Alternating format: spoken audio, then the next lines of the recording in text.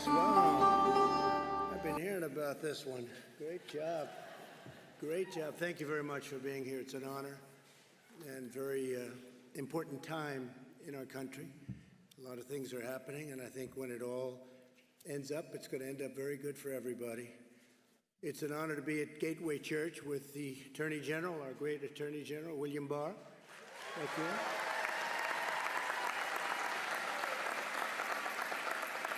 And my friend Ben Carson, who's done a fantastic job at HUD, Secretary. And a young star, Jerome Adams, General. Where is Jerome? Jerome?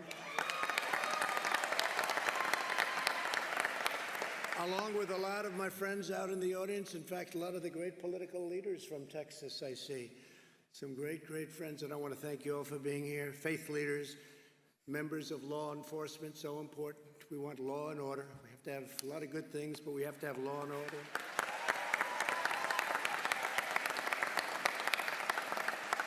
Got to have some strength. You have to have strength. You have to do what you have to do. And you look at Seattle. We just came in. We just see over the screen, and we've been hearing about it. Bill and I were talking about it. The law and order. Look at what happened in Seattle. They took over a big city, Seattle. It's a chunk of it, a big chunk. Can't happen. That couldn't happen here, I don't think, in the state of Texas, could it? I don't think so. I don't think so. So I want to thank Pastors Robert Morris and Steve Dullen. They're great people. Great people with a great reputation, I have to say that. Great reputation. And Gateway Church, the team has been incredible in hosting us. And I'd now like to ask Pastor Morris and Bishop Jackson to lead us in prayer. Thank you. Thank you. Lord, we need you. We need you at this time in our country. And I thank you for our president. I thank you, Lord, for our leaders. I thank you, thank you, thank you. I know in the Bible that when something was emphasized, it was repeated. Holy, holy, holy. Thank you, thank you, thank you. Lord, that we are about to bring tremendous progress to a problem that's been here for a long time. And I thank you for this administration. And Lord, we pray your blessings and your guidance today on this meeting. In Jesus' name. Jesus' name. Father, we thank you so much for what you're doing today. You have revealed so many things that are untoward, even evil. But we ask, according to Isaiah 50, verse 4, that you would give us the tongue of the learned, that we should know how to speak to the heart of this nation. Give us a word in season to him that's weary, and waken us morning by morning, God, that we would hear and speak. We have a great, courageous president who's a problem solver. And let him speak as your mouthpiece and act as your instrument. And we thank you for this time. Amen. Amen. Thank you very much, Bishop. Thank you. Thank you very much.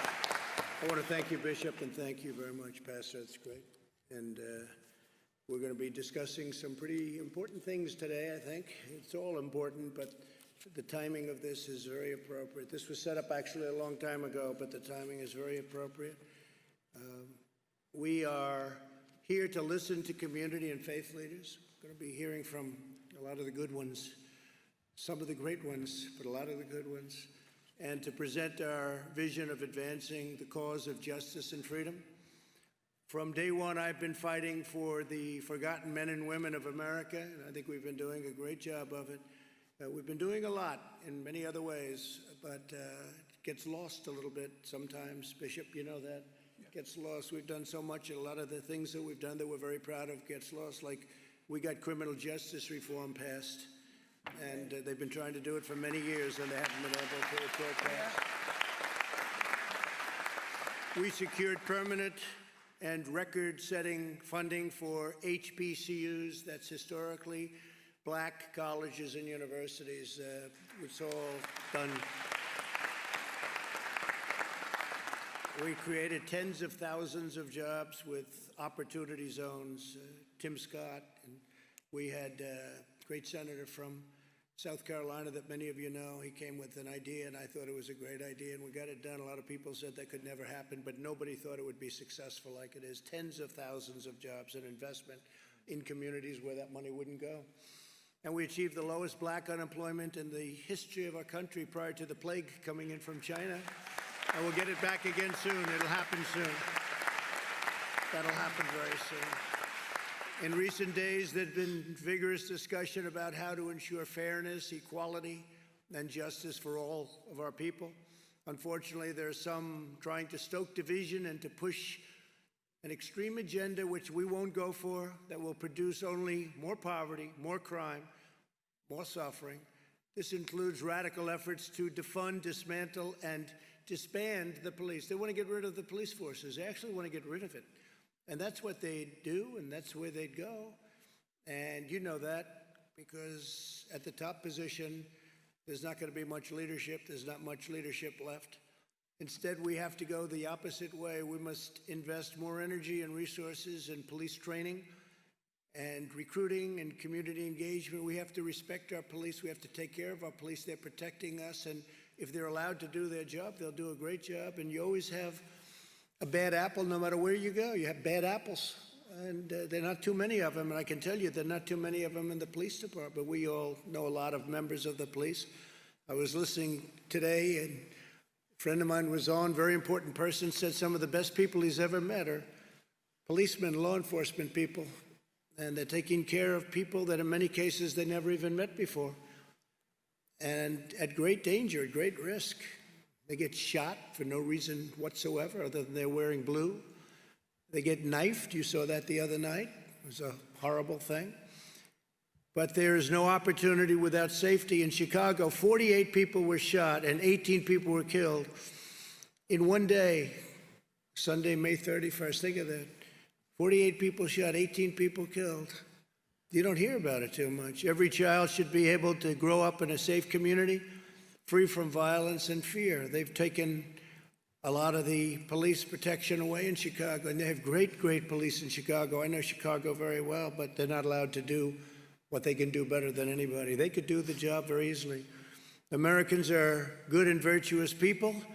We have to work together to confront bigotry and prejudice wherever they appear, but we'll make no progress and heal no wounds by falsely labeling tens of millions of decent Americans as racist or bigots. We have to get everybody together. We have to be in the same path, I think, Pastor. If we don't do that, we have problems, and we'll do that. We'll do it. I think we're going to do it very easily. It'll go quickly, and it'll go very easily. We have so many different elements of strength in this country. We have such potential in this country. We have the greatest potential. We have the greatest country in the world. But we get off subject. We start thinking about things that don't matter or don't matter much. And the important things we don't even discuss. But we're here to discuss some very important things today. Politicians make false charges, and they're trying to distract from their own failed records. They have some very bad records. And these are usually the ones that cause the problems or can't solve the problems.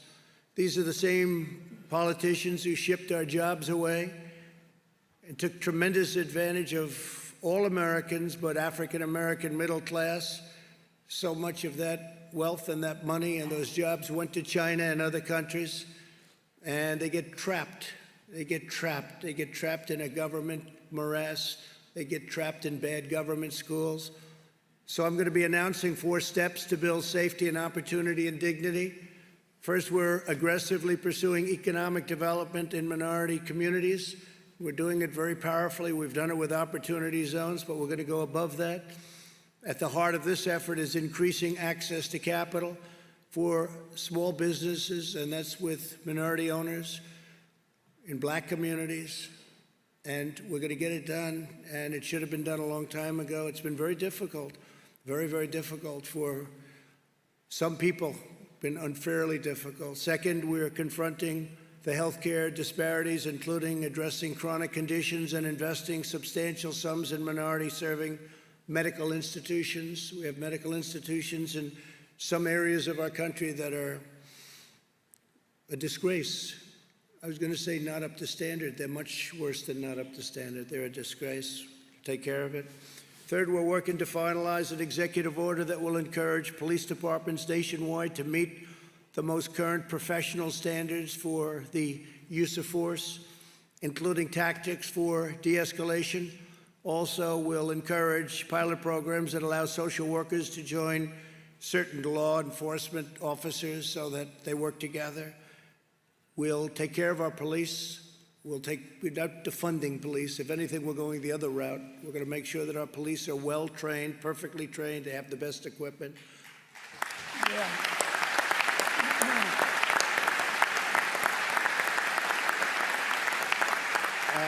Some of the things that we have heard, because I know a lot of the people in the audience and they're professionals and what they do, and they're successful people, and we're hearing things that are not even thinkable. I've never even heard of this before last week. It was like, it started about a week ago where I heard they want to close up all police forces. That's what their attack on a very liberal governor in the state of Washington is. We want the police force closed. It's not like they want to sort of bring a little money into something else. They want it actually closed. And I'm thinking, what happens late at night when you make that call to 911 and there's nobody there? What do you do? Whether you're white, black, or anybody else, I mean, what do? You're dialing and there's somebody breaking into a house and it happens to be a violent person. There are violent people around, Pastor. Even you will admit that, right? Yes. We want to think the best, but you have some very violent people. And when they're breaking into your house at 12 o'clock in the evening and you're sitting there and you don't have a police force, they're actually talking about not having a police force. Well, that's not happening with us. We're going to have stronger police forces because that's what you need. In Minneapolis, they went through 3 nights of hell, and then I was insistent on having the National Guard go in and do their work. It was like a miracle. Everything stopped. And I'll never forget the scene. It's not supposed to be a beautiful scene, but to me it was, after you watch policemen running out of a police precinct. And it wasn't their fault. They wanted to do what they had to do, but they weren't allowed to do anything. It wasn't really their fault, but they were running down the street. They weren't allowed to do what they're trained to do. And they took over the precinct. They essentially burned it down. I'm pretty good at construction. I want to tell you, that was almost what we call a complete renovation, if you're lucky. And it was a very sad thing. I don't think I've ever seen anything like that. But we are very proud of the fact that I called, I said, I'm sorry, we have to have them go in. And they went in, and it was like a knife cutting butter right through, boom. I'll never forget, you saw the scene on that road, wherever it may be, in the city, Minneapolis. They were lined up, boom, they just walked straight. And yes, there was some tear gas and probably some other things, and the crowd dispersed and they went through. By the end of that evening, and it was a short evening, everything was fine, and you didn't hear too much about that location having problems anymore. They went to other locations, and the same thing would happen. As an example, Seattle would be so easy to solve. We have a governor here of a great state. It's called Texas. He would solve it very easily, as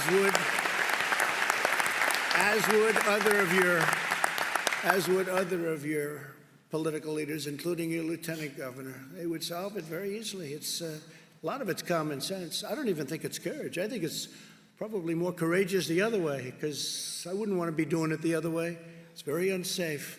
So I just want to tell you that we're working on a lot of different elements having to do with law, order, safety, comfort, control. But we want safety, we want compassion, we want everything. What happened 2 weeks ago was a disgrace when you see that. What happened on numerous occasions over the last 2 weeks, people were killed. A number of people were killed, and it was very, very terrible and very, very unfair. A number of them were police officers. And it was a very unfair situation. We don't want to see that. And with strength, you wouldn't even have that. They wouldn't be in a position to do the kind of damage that they've done. They've destroyed people, they've destroyed businesses, they've destroyed African-American owned small businesses that Hopefully they're going to come back. We're providing funding for a lot of small businesses, and hopefully we'll be able to get everybody online and get funding to be able to open up their stores and their small businesses again. But we're working to finalize an executive order that will encourage police departments nationwide to meet the most current professional standards of force. And that means force, but force with compassion. But if you're going to have to really do a job, if somebody's really bad, you're going to have to do it with real strength, real power. And I said, and people said, oh, I don't know if we like that expression. I said, we have to dominate the streets. You can't let that happen, what happened in New York City, the damage they've done. You have to dominate the streets.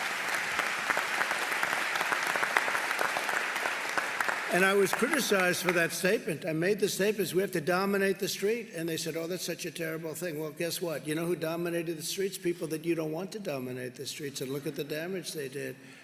So I'll stick with that, and I think most of the people in this room, maybe every person in this room will stick with that. And we're doing it with compassion, if you think about it. We're dominating the street with compassion because we're saving lives and we're saving businesses. We're saving families from being wiped out after working hard for 20 and 30 years. I saw the one woman, she worked 35 years building a store, and in one night it was totally wiped out.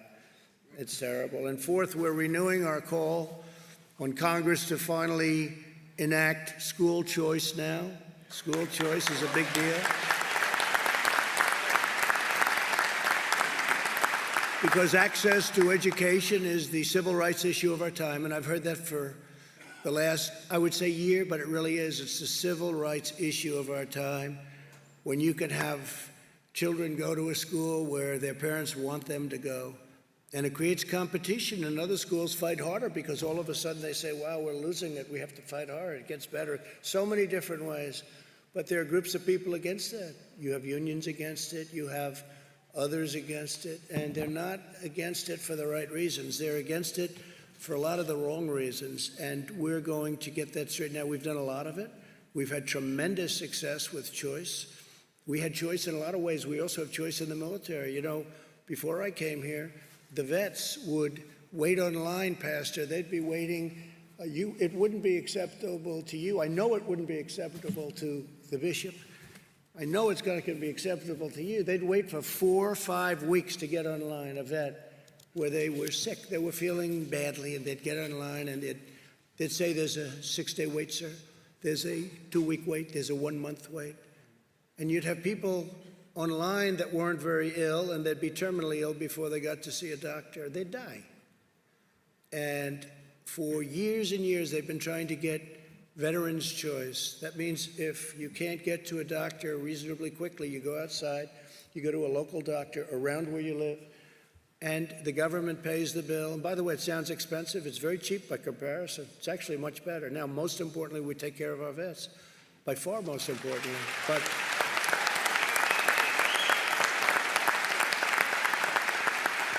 But it's one of those many cases where it's actually less costly and better.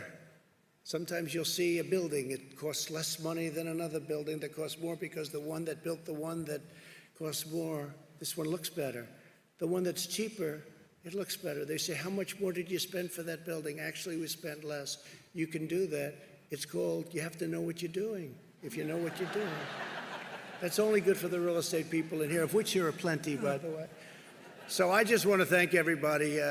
This is a tremendous place. This is a great city. This is a great, great city, and with tremendous people and tremendous pride. And I say the same for the state of Texas. You know, your governor came to me and he said, when you had your bad hurricane 2 years ago, I gave so much money to Texas, more. He kept coming, more. How about here? How about... So finally, you know, though, we took good care of Texas. Is that right? We took such good care of Texas. They were looking for the next hurricane. They said, when's the next hurricane? But they had a big one. And they say you had the largest water dump ever. It just didn't stop. It came in, and you thought it was gone, and then it went back out, and it reloaded, right? And it happened 3 times. And your governor came and he wanted to build a barrier so that water would hit the barrier, wouldn't come into certain parts of Texas. He called me, he said, sir, I just have one more request. This is after we gave $28 billion. So $28 billion. I mean, we watch the pennies, but when it comes to Texas, we don't watch them too closely, okay? And he said, Governor Abbott, he said, just one more request, and it's a very small one, sir. We have a way of building a wall. It goes up and down. It moves with the tides. I said, that sounds expensive to me. It moves with the tides, and it's not a lot of money. Could I ask you to do me one small favor and approve it? I said, how much is it? Sir, it's only $10 billion. And I said, start working on it, right? I said, start working on it, because we can do things to get rid of those. You get hit pretty hard here. They get hit pretty hard here, don't they? Were you affected very much when you had, during the hurricanes itself? We had a lot of people who were displaced that came to this area. Yeah. Well, we took good care of everybody. So I just want to say this is one of my favorite places. I know we're doing very well here. During the last process, they kept saying that Texas is too close to call. And friends of mine in Texas would say, it's not too close to call. You're going to win in a landslide. And I said, well, they keep saying. Well, we had one man got on television, actually, and he said, I don't know where you come from, but I don't think this is too close to call. I think he's going to win by a lot. And we won by a lot. It was 8 o'clock, and the polls were closed, and they said, Donald Trump has won the state of Texas. And he said it simultaneously, so. And we're doing good here again. But, you know, one of the things I'd have to say, because this is big oil territory, I think we've done a fantastic job with bringing back the oil in a rapid fashion. That looked pretty bad. That looked pretty bad. You had a case, you had a couple of hours where if you bought a barrel of oil, you bought it for $37, except they gave you $37, okay? There's never been a thing like that ever. Now I see that it's getting close to $40 a barrel, and you're back in business, and we got it done fast, and we got Russia together with Saudi Arabia, and they cut production, and they got it back fast, and we're very, very proud of it. The supply changed rapidly with COVID-19 or whatever you want to call it. I'd never heard so many names. You have about 30 names you can call this thing. I call it the plague from China. It's a plague. And it's not good. And it's not good, and it's could have been stopped. It could have been stopped in China, but they decided not to do that, and we'll have to figure that one out, won't we? So I just want to thank everybody very much for being here. This is a very spectacular place, and I want to introduce Attorney General Barr and Secretary Carson to say a few words, along with the Surgeon General, who has been a real young star in the administration. And please, if I could, Bill, take over, please. Thank you very much. Thank you, Mr. President. Thank you.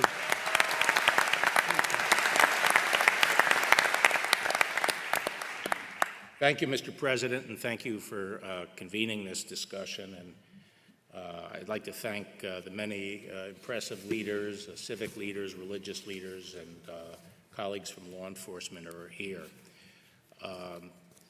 That ghastly spectacle in Minneapolis was really jarring to the whole nation, and it forced us to confront and think about, reflect on longstanding issues in our nation. Those issues obviously relate to the relationship between law enforcement and the African American community. But just to step back a little and take a broader view initially, I've been thinking about how do we achieve the full American dream for all communities, African American communities, all communities.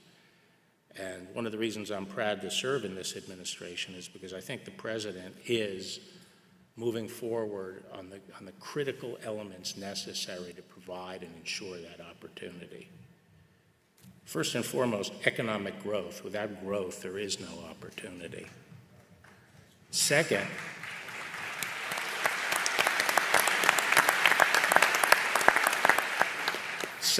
education.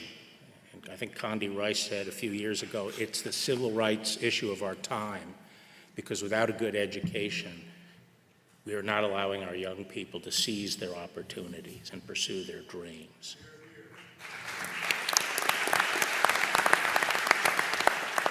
And as the President mentioned, it's only by empowering parents and giving them the power to choose the education for their children that we're ever going to be able to obtain that. Third, I think, is moral discipline. And our young people, they have to have the discipline to seize the opportunity, to make momentary sacrifices for later gain. And traditionally, that has come, and people can find it perhaps from many sources, but traditionally that has come from religion, which our founders believed was the foundation of our republic.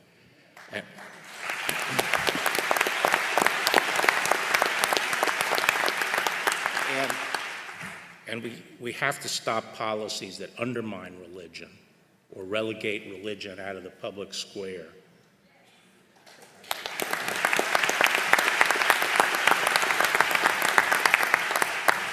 But now I get to my job, which is safety. Without safety, you cannot have progress. You can't have a life, a decent life in a community.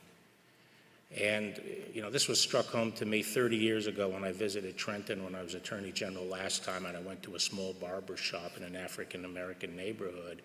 And there were people there in their 60s and 70s, and they said, "Mr. Barr, we're in our golden years, and we are living behind bars. Look down the street.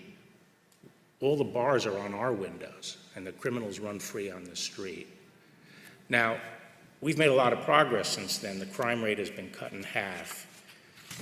And a big part of that has been improvement in policing and the progress we've made in policing. And yes, the progress that police departments have made in building relationships with the community. I think law enforcement has understood for a long time that there is distrust in the African American community toward the law enforcement system. And when you reflect on our history, you could understand why. Because for most of our history, just up until the last 60 years, the institutions in this country, the laws and the institutions were explicitly discriminatory.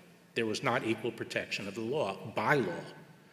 And it's only been since Jim Crow that our laws have been changed to provide for equal justice. And what we've had really since, and so the civil rights effort up until that time was to tear down institutions. But I don't think now is the time to be tearing down our institutions, because we've been on a march for the last 50 years of reforming our institutions. And we don't need to tear them down. We have to be mature about this, and when we see problems, we have to redouble our efforts to reform our institutions and make sure they're in sync with our values.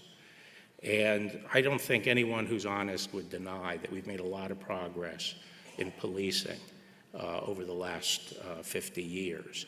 And in fact, you know, one of the things about this episode in Minneapolis was how fast both the state and federal law enforcement responded to dealing with that action. So I think that while we saw something very bad, it has helped perhaps galvanize the will of the country to bring good out of that. And we can't let that incident obscure the fact that progress has been made, that policemen are by and large, by overwhelming majority, good, decent people who care about their community and put their lives on the line for us, their neighbors.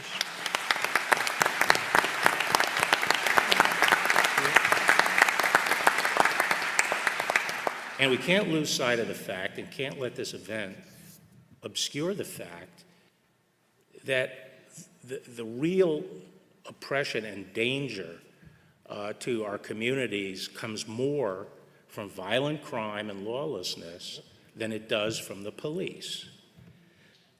Now, we've never had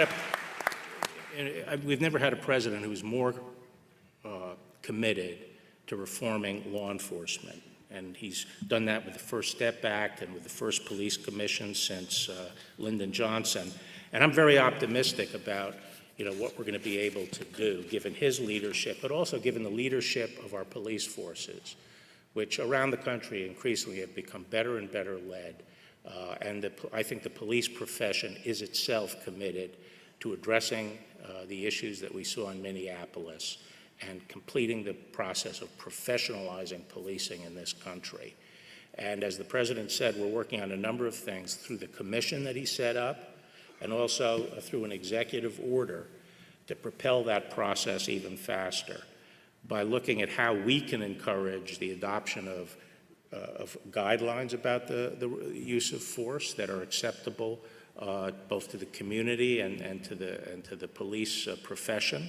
but also to encourage certification of police forces, and also through such activities as increasing grants to encourage the use of co-responders. More and more our police are being asked to deal with problems that hasn't previously been the problem of law enforcement. They have to deal with homeless people. They have to deal with a lot of mental health issues. They have to deal with drug addiction, the drug addicts and so forth. And providing some additional support to the police in these areas is going to be important. So let me just say that the Department of Justice is committed to support the President's efforts here, do all we can to bring good out of this bad incident. Thank you. Thank you, Bill. Thank you.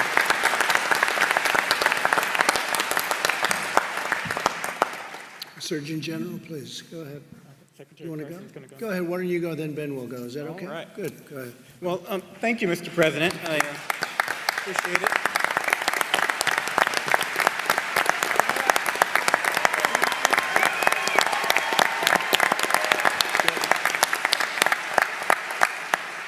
Thank you, everyone, for coming today. Thank you to the panelists. I just want to start off by saying that many people across the country and across the great state of Texas are hurting right now due to the tragedy that occurred to George Floyd.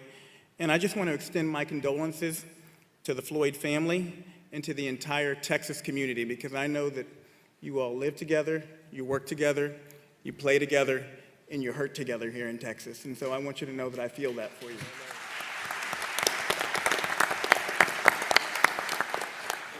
The President asked me to give you a quick update on America's COVID-19 response. Thanks to cooperation with state and local partners, we're making progress against the virus. We are, and towards a safe reopening. Through strong public and private partnerships, America has now done more than 20 million tests. And that number is a big number. It's not just about the number, it's also about how many of those tests are coming back positive. We have a positive rate under 6% nationally. And from a public health perspective, if we're under 10% positive, we're doing a good job. So there's a lot of challenges out there, but I want you all to know that we are moving in the right direction. The data shows that we are moving in the right direction as a nation. And this has happened in part thanks to opening of over 500 community-based testing sites through the work of private sector partners in the United States Public Health Service, which I helped lead with Admiral Giroir. 70% of those sites are in CDC-designated vulnerable areas.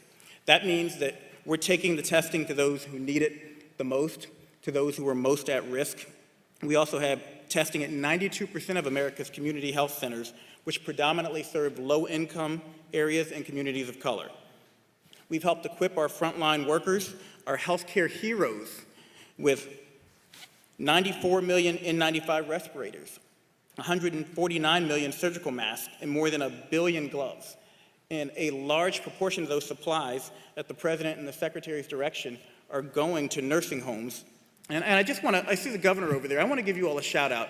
Texas has led the way in nursing home testing. 100% of their nursing homes have been tested.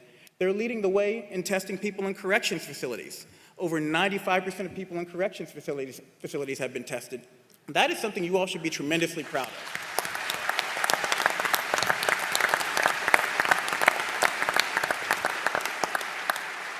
And these efforts have allowed states to proceed with a safe reopening while we work with states to monitor the incoming data. We know we're going to have clusters while we respond to spikes, and we adjust policies as needed. But I want you to know that safe reopening is crucial for other areas in health too. We need Americans to be able to return to cancer screenings. My wife just finished cancer treatment. If she'd had to wait 6 months to get her cancer screen, she might not be here today. We need people to get their surgeries. We need people to get their vaccinations. 4.2 million children are behind on vaccinations now because of the COVID closures. We know every 1% increase in unemployment equates to a 1.3% increase in suicides. 1.3% increase in suicides. So we want to reopen safely. We also have to remember that being shut down has health consequences beyond COVID. We know that being out of school is bad for your health. We need to get our kids back in school safely.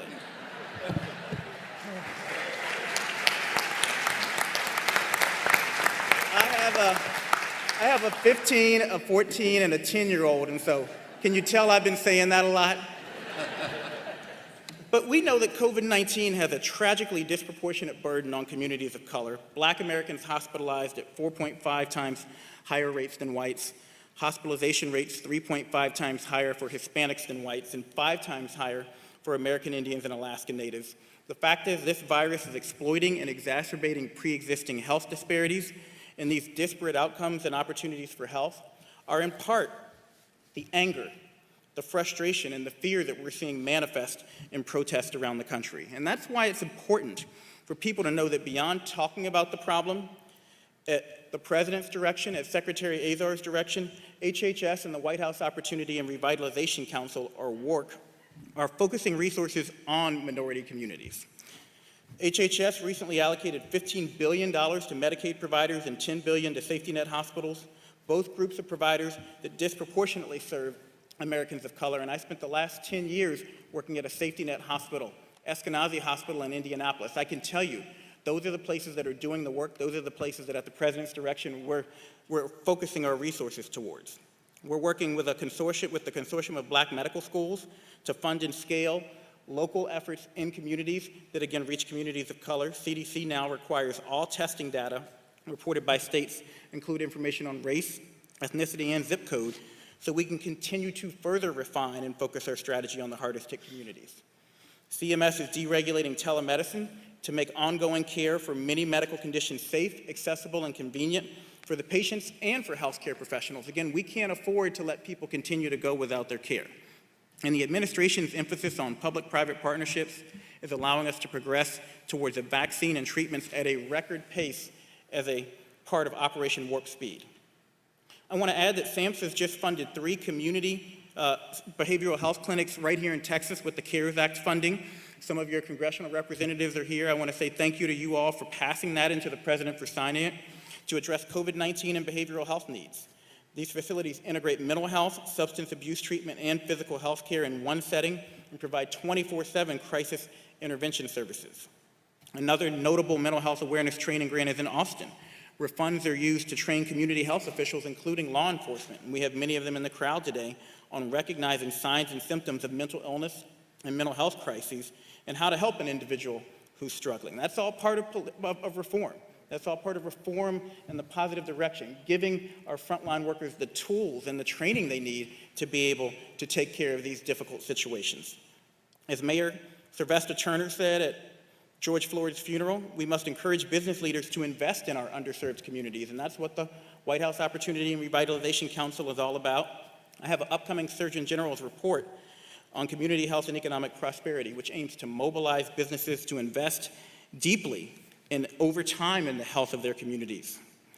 Finally, to focus on chronic conditions that disproportionately impact Black and brown people and may worsen because of COVID, Secretary Azar has instructed my office to accelerate the release of 2 calls to action, the first on maternal health, addressing the fact that women of color suffer more complications and a much higher risk of dying around childbirth. Black women are 4 to 5 times more likely to die around childbirth than white women.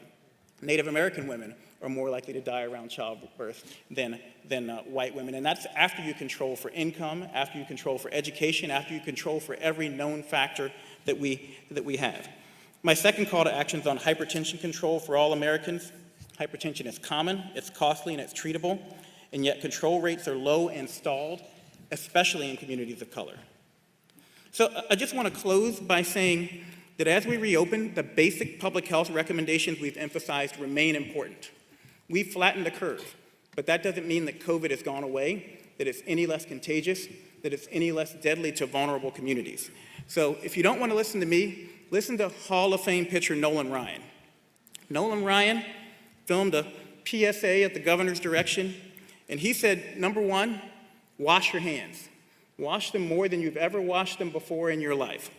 Number 2, follow your local and state guidelines around social distancing. This virus likes to spread person to person. So the more we can keep distance between people, especially people we don't know, the harder it is for this virus to transmit. And number 3, this isn't me speaking, this is Nolan Ryan, Hall of Fame pitcher here. When you're in a public place where it's difficult to keep a distance, like the grocery or pharmacy, The CDC recommends wearing a face covering to protect your neighbors in the event that you have COVID and you don't know it. Up to 50% of people who have COVID are asymptomatic. So thanks to the hard work of so many healthcare and public health professionals and the commitment of the American people, I want to reiterate, because you don't hear this enough, that we are making huge progress in the fight against COVID-19. And as a member of the task force, I can tell you that we frequently talk about the great work Texas has been doing up until this point to keep the people of Texas safe, to keep the most vulnerable members of their community safe. And with every American's help, with your help, Texas, we'll keep making progress. We're going to beat this virus. And thank you for the opportunity, Mr. President. Thank you, Texas. Thank you very much, Surgeon General. Thank you.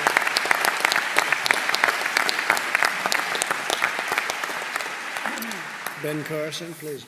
Okay. Well, thank you, Mr. President, for your leadership and your courage. I don't know of anybody who could stand up to all the criticism you get every day. 24. Do you have a chair? Thank you. You know, our nation is continuing a path of renewal and recovery from the coronavirus pandemic. But since the beginning, the President has talked about being a champion for the forgotten men and women of this nation. That's exactly where we've been concentrating. And it's been an honor to serve in an administration with that goal. And I'm excited to see America beginning to bounce back. The infrastructure, the economic infrastructure of our country is very strong, secondary to the abolition of multitudinous regulations and targeted tax cuts. It's still there. That foundation is there, and we will be able to get back on that track pretty quickly. But to help speed this rebound, the White House Opportunity and Revitalization Council was formed to really help the long-forgotten communities achieve economic opportunity. And it has been refocused at your direction to help America's hardest-hit communities achieve economic recovery, overcome health disparities, and thrive through educational and workforce advancement. Now, to stimulate economic development and entrepreneurship, the Council has worked to set aside additional payment protection funding for our nation's low-income minority communities and provided technical support to help these communities to access this funding. They have stated that during the first round, the money wasn't getting to them. We are addressing that, and I want to thank all the different agencies. Virtually every governmental agency has contributed significantly to refocusing and addressing these problems. The groundbreaking initiative known as Opportunity Zones, which encourages long-term investment in the forgotten communities, will also be expanded to include more of the underserved areas. Another major initiative improving health and public safety comes with several administrative and legislative proposals. For example, we believe both telemedicine and increased use of mobile care can be major catalysts in our mission to overcome health disparities in underserved communities. Those are things that can actually be done very rapidly to bring health care to people who've previously been neglected. And to further this effort, we're also committed to reforming the infrastructure of our public health data system, addressing chronic conditions in at-risk populations, and working to address food insecurity in underserved communities. That means healthy foods at reasonable prices that are accessible. But one of the things that I just mentioned, the data collection, we have 50 states and we have territories in Washington, D.C., and we have all of those many different healthcare collection systems. And we are working to homogenize all of that, and will make it much easier for us to identify quickly health issues and to be able to address them very quickly. Other legislative proposals, such as advancing national broadband access and investment in minority-serving medical institutions, will also play a major role in improving the well-being of these forgotten communities. Making sure that we have broadband access will give access to remote learning. We will have the possibility of taking the very best biology teacher and instead of putting them in front of 30 students, putting them in front of 1 million students, so that those students who've been neglected during all this time and relegated to places where they're not getting an appropriate education will be able to access those things. But to guarantee the fruits of these efforts and that they're long-lasting, we understand the need to go forward with a long-term view through our focus on education and workforce development. Education and workforce development is what leads to real independence for people. And the Council supports empowering disadvantaged students with dual enrollment opportunities, the creation of new short-term education and career pathways, and increased access to capital for our nation's HBCUs. School choice measures, presidential scholarships, and second chance Pell Grants to reintegrate formerly incarcerated individuals are initiatives that will prove valuable investments in our country's human capital. And we must remember these innovative new approaches in education and workforce development are nothing less than an investment in our future. We only have 330 million people in this country. Sounds like a lot of people, but compared to China, it's a quarter of what they have. India, it's a quarter of what they have. And we have to compete with them in the future. So we need to develop all of our people. And, education in particular played a big role in my development. I was not a particularly good student, and that's putting it mildly. Everybody thought I was stupid, except my mother. She was always saying, Benjamin, you can bring home much better grades than this. But I would agree that I could, but I didn't. But interestingly enough, my mother studied the homes that she cleaned as a domestic. She came from nothing, my mother, 24 children, got married when she was 13, dire poverty, discovered her husband was a bigamist. But she was still smart enough to study those people who had these beautiful homes, and she figured that the reason they did so well is because they were well educated, and they read a lot, and they didn't watch a lot of TV. So she came home and imposed that on me and my brother. And we were not happy campers, let me tell you. If it were today's world, we would have called social services and they'd taken her away. But what a difference it made, starting to focus on education, starting to read books, to read about people from lots of different backgrounds, entrepreneurs and scientists and explorers and surgeons. And I begin to recognize that the person who has the most to do with what happens to you is you. It's not somebody else. And nobody can stop you once you decide that that is the case.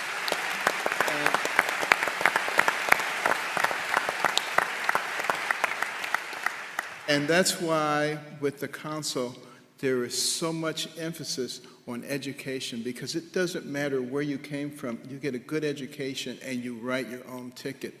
And we must reject those people who are trying to prevent school choice, who are trying to prevent the presidential scholarships, all the things that are there to empower people. And you will see a lot of that coming out of this administration. And, these investments in innovation give me a tremendous amount of hope for the future of this nation. Mr. President, under your leadership, I'm confident that the American people will emerge stronger from this pandemic and more determined than ever. And we, the people, will recognize, despite all the forces to the contrary, that we are not each other's enemies. And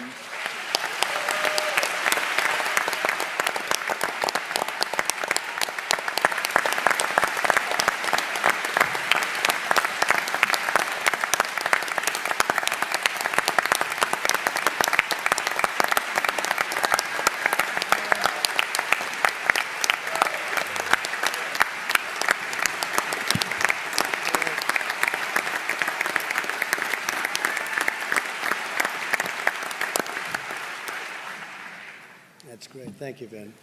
Well, that was pretty good. Standing O for Ben. He's used to that. He's used to it. Great job, Ben. He's done a fantastic job at HUD, I have to tell you that.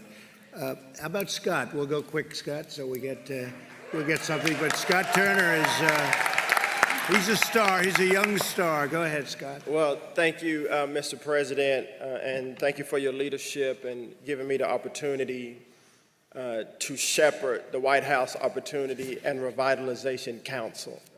And so thank you. And it's also been a great joy to work on a daily basis with Dr. and Secretary Ben Carson. And so, Dr. Carson, thank you for your leadership and your trust and confidence in me. I just want to deliver some good news along with Dr. Carson and everyone on the panel. You know, oftentimes you don't hear about the work of opportunity zones, but the Tax Cuts and Jobs Act that the President signed into law in 2017 created the Opportunity Zone Initiative. And the President created the Opportunity Zone Council.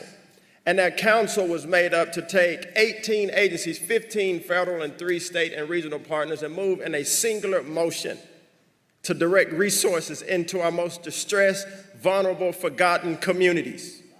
And with this, and that is, it's a tremendous time. And so our agencies on the council direct these resources. We found 270 action items to go directly into distressed communities to help the vulnerable people of America. And we've built tremendous coalitions, partnerships on the ground. We've been to over 60 cities. I've been to every one of them over the last year to visit people on the ground, education leaders, faith leaders, community leaders, business leaders, elected officials, Democrat and Republican. See, the thing about poverty, it doesn't care what party you are. The thing about revitalization, it doesn't care what party you are. We're coming together as a people for the good of the community. And oftentimes you may not hear about this, but we sit at convening such as this with all of these stakeholders at one table to have the hard conversations. What is the pain of the community? Why is the community distressed? And what can we do together, both black and white, Democrat and Republican, come together for the good of this community, for long-term sustainability, for generational impact. And because of that, because of these partnerships, because of this collaboration together, and many people all at this table have been working together to bring about generational impact. So long after we're gone and history tells the story, the Opportunity Zones is more than just a program. It's more than just a concept. It is a mission that is to outlast all of us. And I tell you that as you're here, because a lot of times people see a government program as just a check the box. This is not a government program. This is built from the grassroots, from the bottom up, to affect the people in America.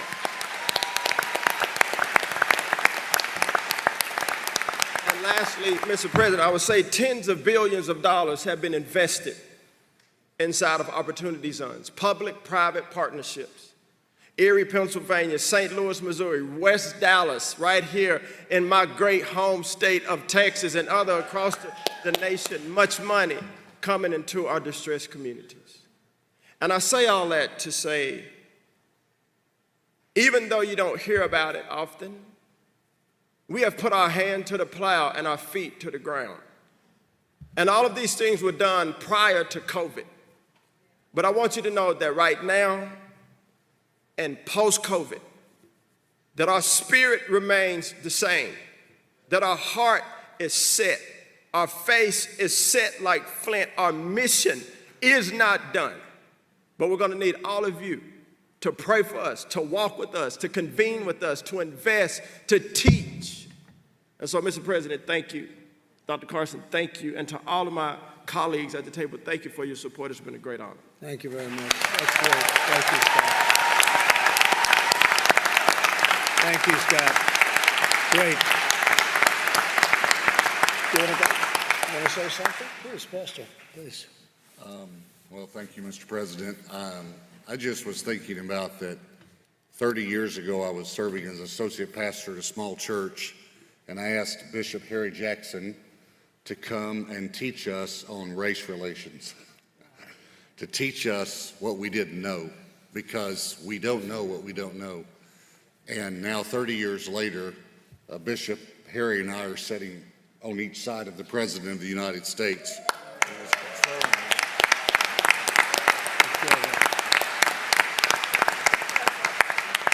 He is concerned about healing a problem that we've had in our nation for a long time, but not just addressing one part of the problem, but housing. We have the Secretary of Housing, Education, Justice here. Attorney General Barr, thank you for being here. Thank you, our great governor, Governor Abbott. And I believe that we're going to work together and we're going to see freedom and justice for all in America. Thank you, Mr. President. Thank you very much. I appreciate it. Thank you very much. Great job you do here, too. Great job. Jack, go ahead, please. Thank you, Mr. President. Thank you, Pastor Morris, for offering your church. I think right now, like any other time in our nation's history, we need God. Yeah.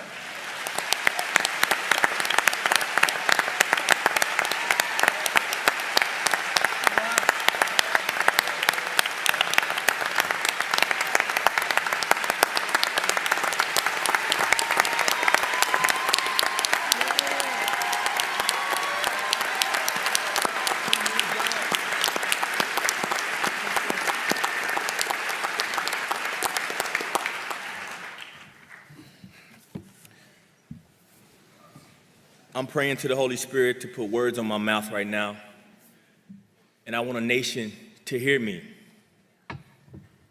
We need the fear of God.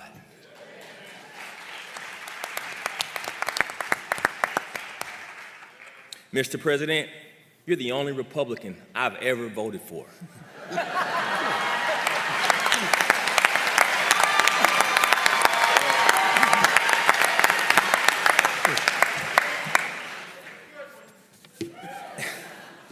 And I don't just say that to make you feel good. Honestly, that's not my goal, man. I'm saying that because you stood up for the word of God.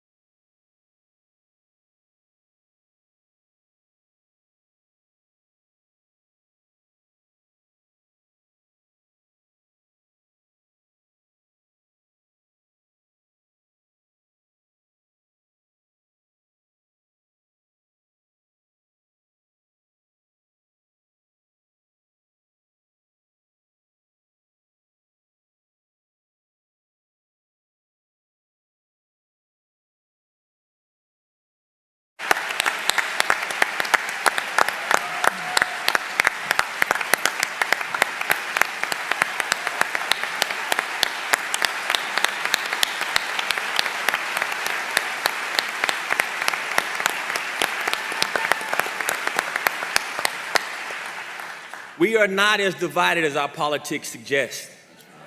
We are not as divided as our politics suggest. But I tell you what, this president, when I walk into my prisons, I'm blessed. I teach in prisons across our nation. Men who are broken, the most broken men in our country. Our Bible teaches us to serve those in prison. Our Bible teaches us to serve the poor. And when I walk into my class and I say, guys, raise your hand if you've gotten your sentence reduced from the First Step Act, and every single one of them raise their hand. That's because of you, Mr. President, and that's because of policy. But you're brave enough to go against what everyone else has said about you. Now I'm calling on you to do more.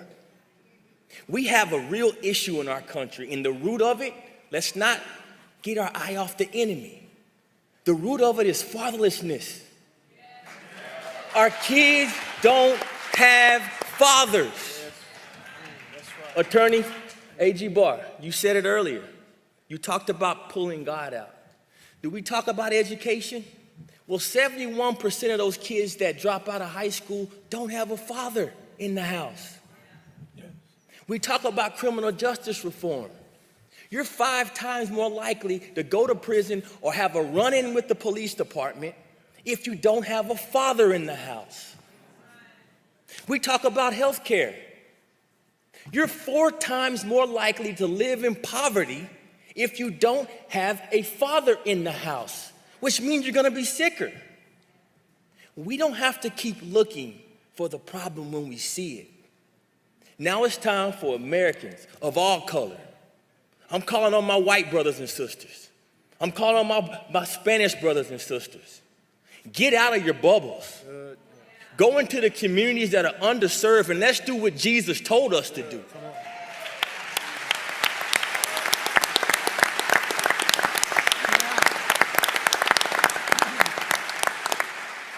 We can bridge this gap of fatherlessness.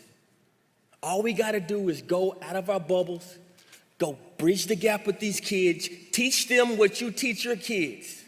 We all have rooms in our homes for a couple little boys to come in and play with our sons and daughters.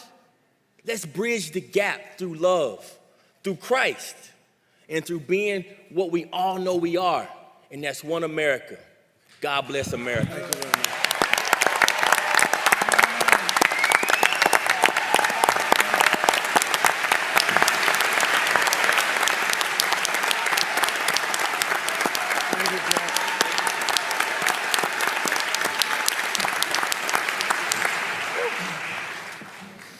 Anybody like to speak, please? Anybody? Who goes after that? Mr. President, I'd like to speak. My name is Will Douglas. I'm the owner of, thank you, the owner of Crimson Care Pharmacy Group here in Dallas, Texas, and I'm also a Republican nominee for state representative here in Texas. Yeah. First of all, I just want to thank your administration as well as Congress for getting the PPP loans. I'm speaking on behalf of my pharmacies as well as a dozen or so other pharmacies here in the state of Texas that benefited from those. Because of the PPP loans, I was able to not have to let any of my employees go.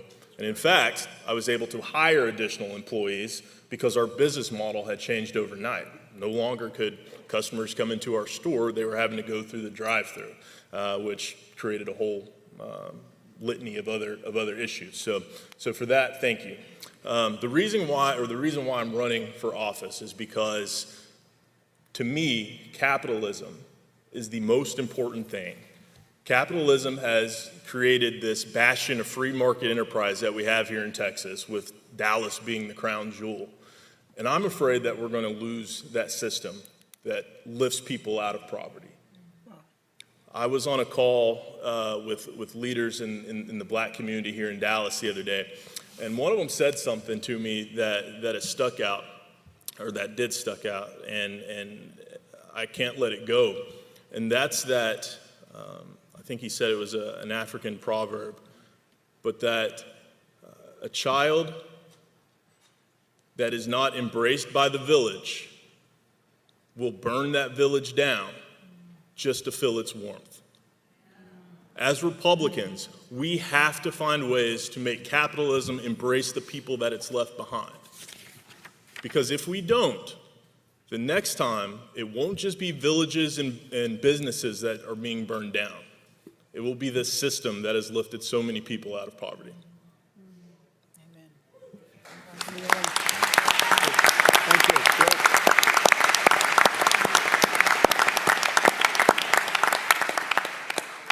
So, Mr. President, I'll be short. I just was going to say that thank you so much for your leadership, and I think the infrastructure that you presented today is going to help a lot of people. It's going to touch businesses like William. It's going to keep communities safe with the partnership of these law enforcement officials and the partnership with these ministers that we have and advocates like John Ponder and Jack Brewer. And so over the next couple of weeks, I think the American people look forward to seeing the wealth of executive orders that you're going to issue on justice and on economic empowerment, as well as legislative asks that we're going to make to the Hill. But we all need your help, every locality, every group or organization, because it's really about bringing us all together. That's the secret ingredient, and it has to start at the local level. It starts at the local level because you are closer to the people, and we want to create that infrastructure and give you the tools to help you do what you do best, and that's help people prosper. So thanks again, Mr. President. Thank you, Jerome. Thank you very much.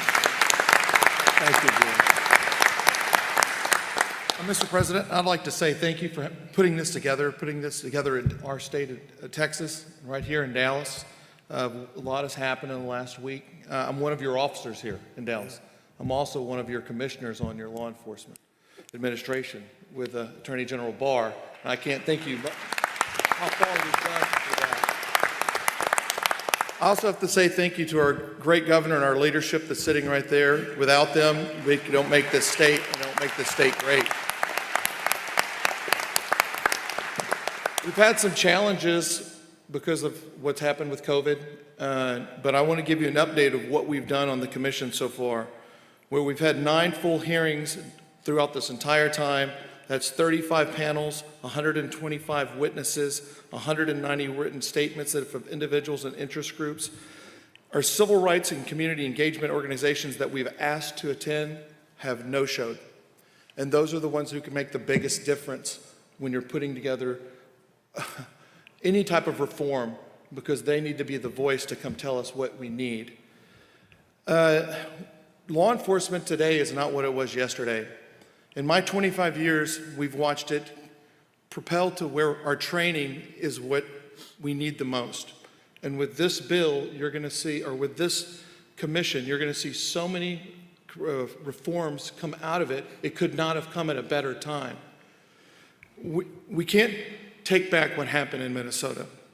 Not one officer that saw that, or federal officer that saw that, said that was the right thing that happened. It was malice, and none of us we condemn it. If I could have traded places with Mr. Floyd, I would, because I would die for everyone in this room, because that's our job. And if I could trade places with any one of those officers were there, I would have done that too, because I wouldn't have let that happen. And I have to say this to the citizens that we serve and the citizens that are listening. We see you, we hear you, we are with you, and we're going to make this better. Thank you very much. Thank you very much.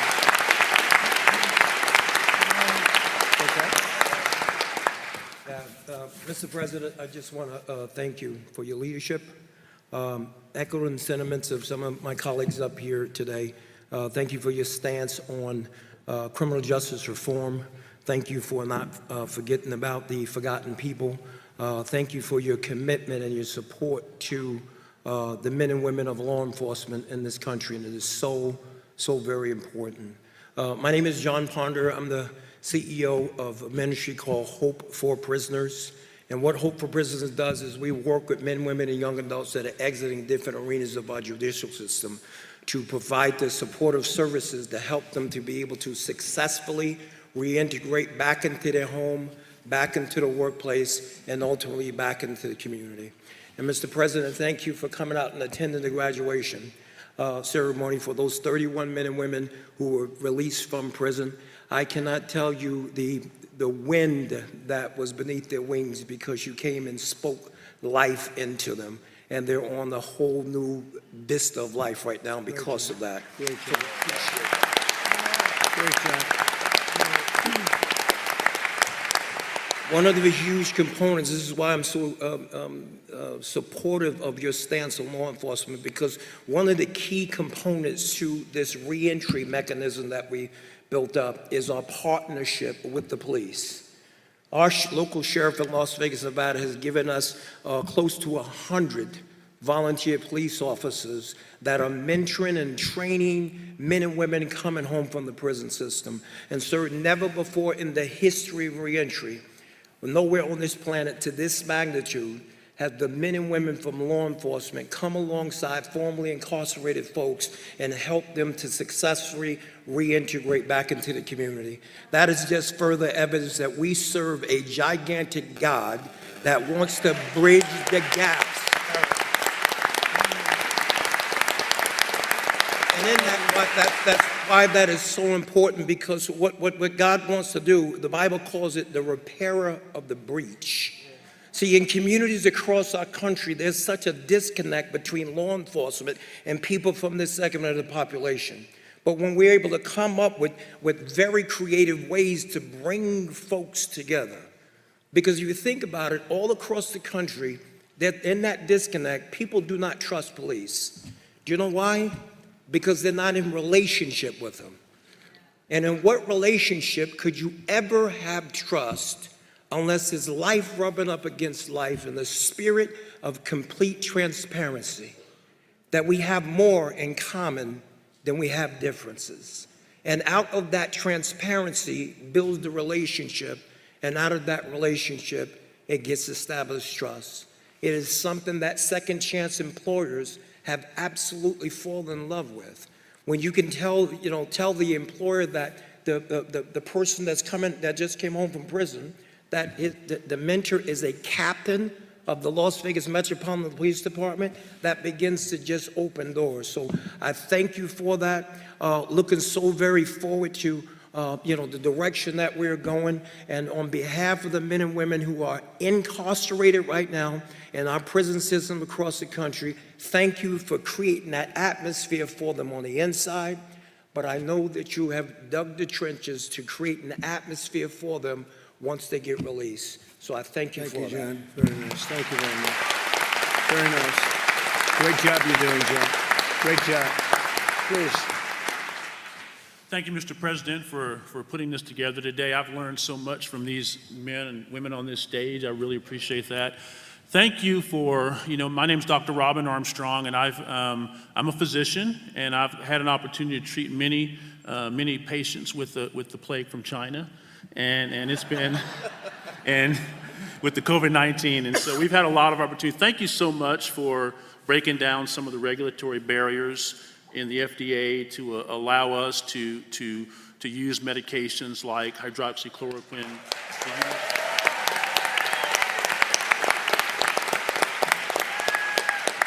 And to use medications like remdesivir and plasma infusions and all those medications that are coming online now. Thank you so much for that. It's been, I had the opportunity to, we had a nursing home in South Texas that had an outbreak of COVID-19, and we saw a lot of nursing facilities around the country that were having horrible outcomes and many deaths. And what we decided to do was commit to this facility and use a medication that you are familiar with, hydroxychloroquine, and we saw tremendous outcomes. And it was with the help of some of our elected officials, our lieutenant governor and the state senator, we were able to get access to those medications. But one of the more frustrating things I've seen has been the resistance of some of the regulatory agencies to be more open to using that. I believe that, I certainly know that COVID-19 has significantly adversely affected the African American community. And I really believe that had there been more of an openness by the regulatory agencies, certainly by our medical boards all around the country to use medications like hydroxychloroquine, I believe more lives could have been saved.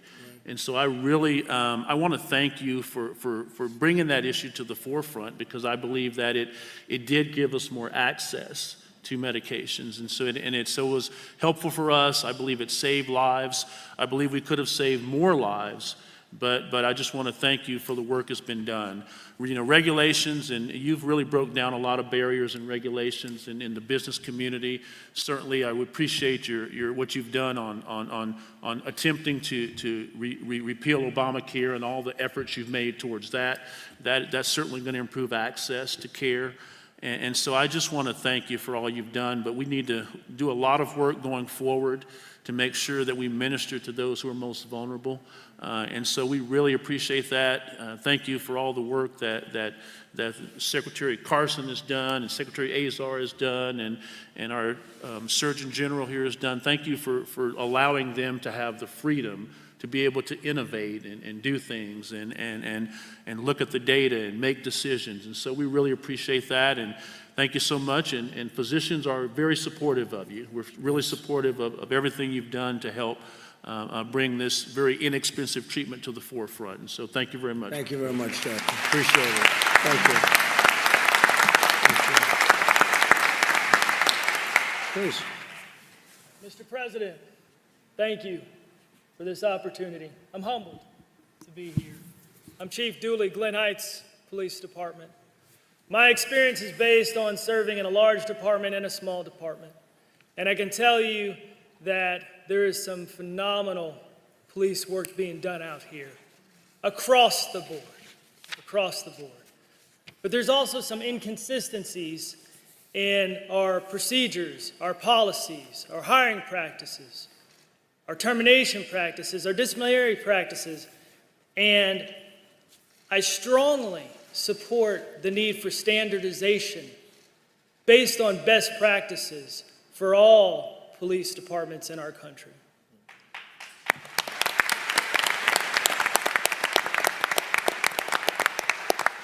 I thank the President for his foresight for making these things come to happen. I know they're coming, and we need it.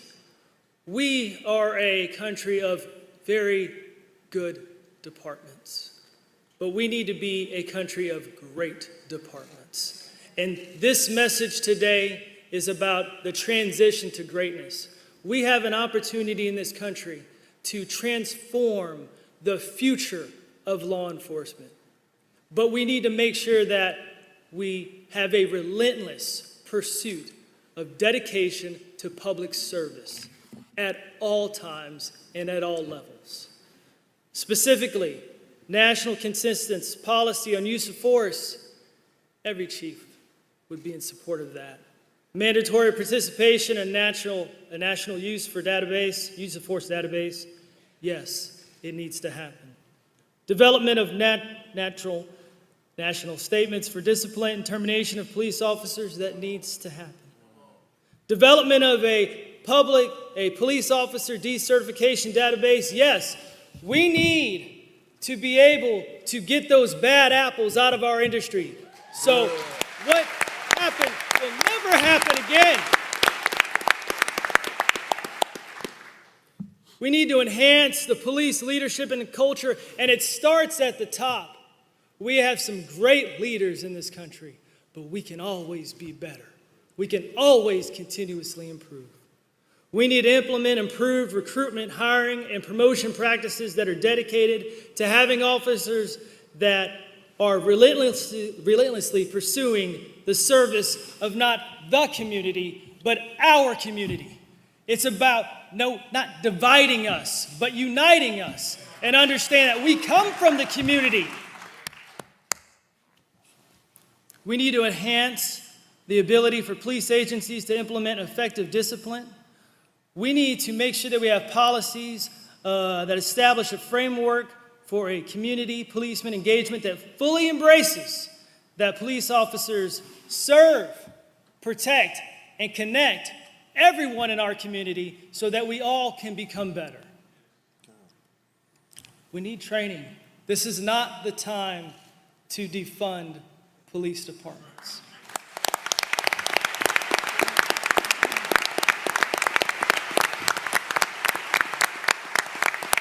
When an organization or a business is struggling to be better, now is not the time to take away those resources. You provide them, and you hold them accountable, and you set expectations, and you manage them so they can be better.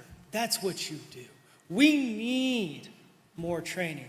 We need more specific training that's dedicated to service of those that everyone we interact with on a daily basis. Those that are homeless, those that suffer from mental illness, those that need food, Okay, we need the training to be able to connect those people we interact with those that can provide those services. That's what we need in this country. I want to end with just these few thoughts. I have a very simple saying to my officers that we serve, protect, and connect. And together is better.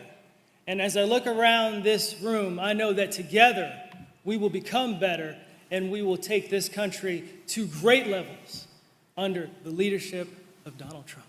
Thank you, Chief. Thank you.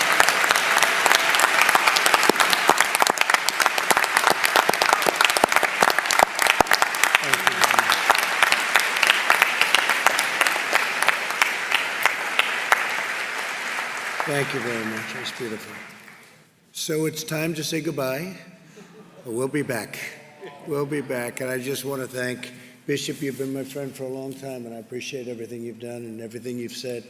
A great unifying source of strength and everything else, and I appreciate it very much. Thank you. Can I add one last thing Please. before you leave? Please.